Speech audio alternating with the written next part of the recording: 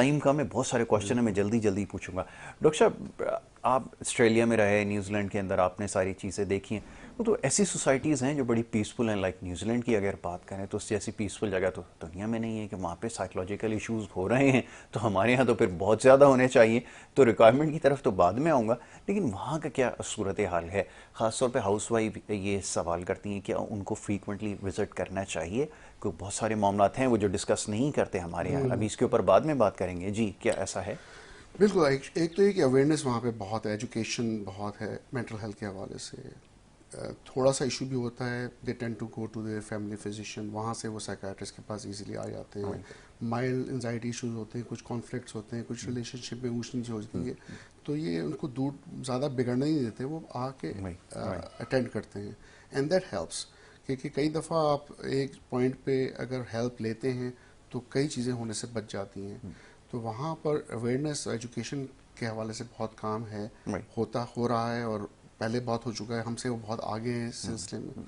Confidentiality वहाँ पर है कि एक साइकाट्रिस्ट को बताया तो उनको पता है कि ये कॉन्फिडेंशियल है, ये इससे आगे नहीं जाएगी। जी। और यहाँ पर यही चीज़ें नहीं समझ आती लोगों को कि अगर आप साइकाट्रिस्ट को या साइकोलॉजिस्ट को दिखा रहे हैं तो वो जो भी बातें करेंगे वो कॉन्फिडेंशियल है, अगर वो चाहेंगे तो हम किसी फैमिली मेम्बर से भी डिस्कस नहीं करेंगे, क्योंकि ये बात थेरेपिस्ट और पेशेंट के बीच की बीच होती में है। होती है, बिल्कुल और ठीक है। अगर उनको ये सिक्योरिटी मिल जाती है तो शायद वो खुल के बात भी करें। जी। जी। फिर दूसरा ये कि वो पहले से जो एक इम्प्रेशन लेके पाकिस्तान में आते हैं ना, वो impression is completely different to क्या जो रियलिटी है ऑस्ट्रेलिया में, न्यूजीलैंड में।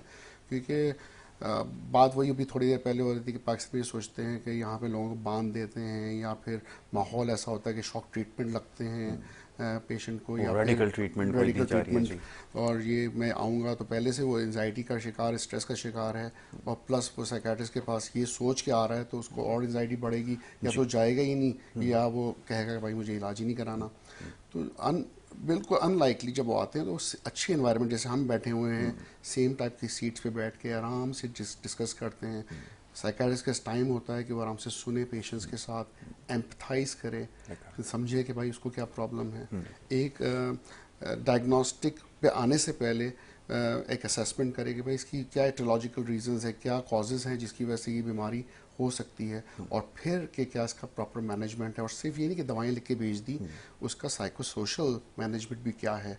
कि ब्रॉडली हमारा एम यही है यासीन में हॉस्पिटल में, कि हम ट्राई करते हैं कि बायो साइको सोशल मॉडल पे लेके चलें। ये नहीं कि सिर्फ दवाएं लिखी हो पेशेंट को भेज दिया, कि हो सकता है कि रिलेशनशिप इशूज़ हो सकता है कि माँ बाप के साथ उसका रिलेशनशिप था ना, काम के हवाले से जो है स्ट्रेस आ रहा हो, कोई और इश्यूज आ रहे हों ज़िंदगी में, कॉन्फ्लिक्ट आया हो, या पास्ट ट्रॉमेटिक एक्सपीरियंसेस रहे हों कोई भी। अब एग्जैक्टली। ट्रॉमा बहुत कॉमन रहा है पाकिस्तान में, जिस तरह से पिछले हालात रहे हैं पिछले कुछ डिकेड्स में। जी। तो कई ऐसे इश्यूज हैं जिस पे अगर आप डील नहीं करें और सिर्फ दवाइयाँ लिख के भेज दें तो प्रॉब्लम सॉल्व नहीं होती, नहीं होता जब है। तक आप उसके कॉज और रूट तक ना जाएं। एग्जैक्टली। और यही पहुंचने के लिए ट्राई करना पड़ता है, वक्त देना पड़ता है, और फिर उसको ट्रीट करना पड़ता है। वही।